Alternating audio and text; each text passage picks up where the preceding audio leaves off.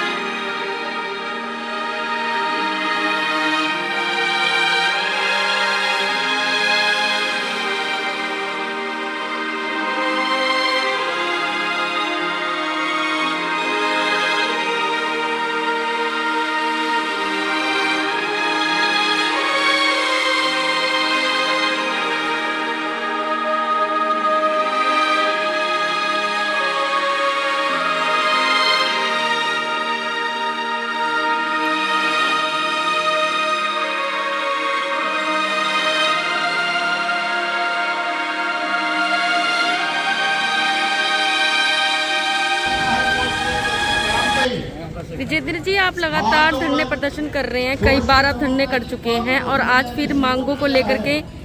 जंतर मंतर आए हैं। क्या लग रहा है आपकी सुनवाई हो जाएगी? देखिए, आज जो है 18 नवंबर 1962 के जो भारत चाइना युद्ध हुआ था दिवाली के दिन, उसमें 114 वीर हीरो ने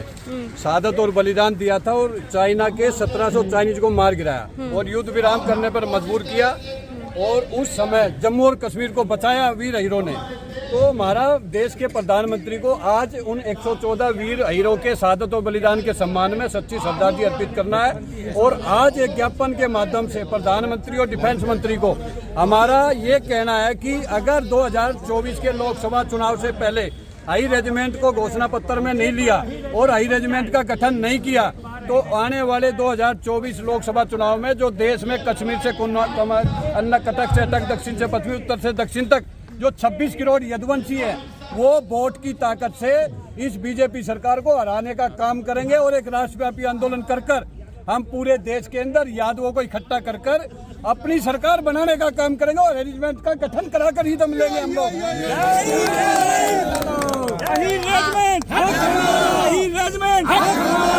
पर हो नाम हमारा। आपके साथ और भी संगठन है जो आप लोगों का सहयोग कर रहे हैं? हमारे साथ देश के सभी संगठन यहाँ पर मौजूद हैं और देश के सभी यादव समाज पूरे 15 स्टेटों से यहाँ लोग आए हुए हैं और अभी कम से कम 10,000 आदमी और वहाँ पर दिल्ली में अलग अलग जगह बसों में आ रहे हैं और ये आंदोलन अब जब तक नहीं रुकेगा जब तक हाई रेजिमेंट का हम गठन नहीं कराकर दम लेंगे। 2024 में चुनाव आ रहे हैं, क्या इसका प्रभाव पड़ेगा अगर सरकार नहीं? देखिए, हर आंदोलन का प्रभाव पड़ता है और यादव समाज देश में सबसे ज्यादा वोट की ताकत में है और हम 24 से पहले एक रामलीला मैदान के अंदर दिसंबर के अंदर एक राष्ट्रव्यापी आंदोलन करेंगे और इस देश की सरकार को ये दिखा देंगे कि यादवों की शक्ति क्या है और रेजिमेंट का गठन नहीं किया तो वोट की ताकत से हराने का काम आप लोगों की संख्या कितनी होगी सर? हमारी देश में 26 करोड़ संख्या है, कश्मीर से कन्याकुमारी, अटक से कटक, दक्षिण से पश्चिमी तक, उत्तर से दक्षिण तक 26 करोड़ यादव देश के अंदर है। यादवों का देश की एकता, अखंडता और समरसता को बनाए रखने में कितना योगदान रहा है? यादव का योगदान है इस देश का आजादी के पहले मुगल और अंग्रेजों को भगाने में सबसे ज्यादा शहादत बलिदान हमारा देश का प्रथम स्वतंत्रता संग्राम का जो नायक है 1739 का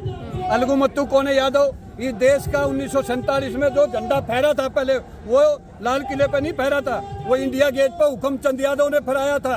और इस देश के अंदर आजादी के बाद चाहे 65 हो, 71 हो, कारगिल युद्ध हो, अक्षरधाम मंदिर हो, बॉम्बे ताज हमला हो, जितने भी युद्ध हुए हैं, सर्जिकल स्ट्राइक हो, उसके अंदर यादवों का सबसे ज्यादा शहादत और बलिदान रहा है। तो जब औरों की सिख, जाट, गोरखा, मराठा, नागा, महार रेजिमेंट बन सकती है, क्षेत्रों के धर्म के नाम पर बन सकती है, तो यादवों के सबसे ज्यादा वीर पदक इस देश के अंदर है। तो हमारी भी मांग है कि अन्य जातियों की रेजिमेंट की तरह हाई रेजिमेंट का गठन करे, वरना हाई रेजिमेंट का गठन नहीं कर सकते तो आप सभी जातियों की रेजिमेंट तोड़कर भारतीय सेना के नाम से बना दो, हम यादव समाज अपने आंदोलन को वापस ले लेंगे। आगे और क्या प्लानिंग है आप लोगों की? हमारा प्लान क्या है, सच्ची श्रद्धांजलि अर्पित करेंगे और माननीय प्रधानमंत्री को ज्ञापन देंगे। अगर नहीं पूरी करते मांग तो नहीं मांग पूरी करते हैं तो हम एक रथ यात्रा, रेजिमेंट बनाओ रथ यात्रा द्वारका धाम गुजरात से शुरू करने जा रहे हैं जनवरी के अंदर। और लोकसभा चुनाव तक पूरे भारत में वो रेजिमेंट रथ यात्रा चलेगी और आखिरी में